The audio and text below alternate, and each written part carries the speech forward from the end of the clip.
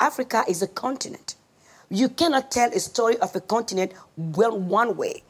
Every coin have a double face, but the Westerners are so focused on telling just the misery story that it's like we cannot get ourselves from the ground up. Who built our road? If you want to build a road, the Westerners are the ones that are going to have the contract to do it. They don't teach people. AIDS is killing Africa. You bring the money, you do your thing, everybody's in their bubble. We're coming to help you, but the African people are never part of it. How can you help somebody without asking the person, what do you need and how can we do it together? Show people how to fish, don't give them the fish.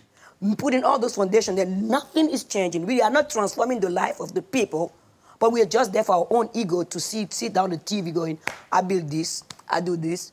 How many Africans work with you? How many Africans do you help? I'm asking you now as a UNICEF ambassador, but also as a West African.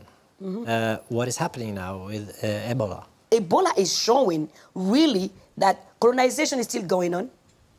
Poverty is politically made, and they made it in Africa and they are implementing it in here. Because if they can make so many people poor in Africa, they will do it in the country to keep the power. Everybody's looking at China. We want to be as China. China have no democracy. Why should we give democracy to our people?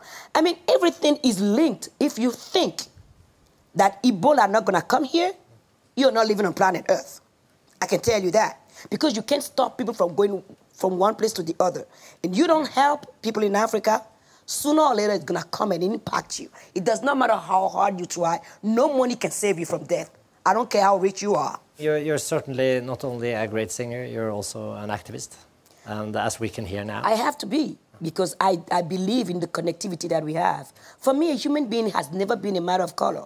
I never grew up, even in Benin, I never grew up thinking about anybody being white, black, yellow, or red. I don't care. Really, I don't. Because your brain is the same color as mine. And who knows the color of a soul? Where is the color of a soul? If you show me the brain, anywhere. Actually, even... I could show you exactly where. No. I don't want you to be talking about my brain, y'all. Everybody have the same. If you do my head, it's going to be the same. And we keep on constantly thinking that if we ditch the other person, we're going to feel better. I don't think so. For me, every time I can empower somebody to take lead in his own life, to go from one step to the other, that's all I need. Because you see it bloom, and it's not in your hand anymore. Give people the responsibility to do what they want to do. I don't believe in guilt for one bit.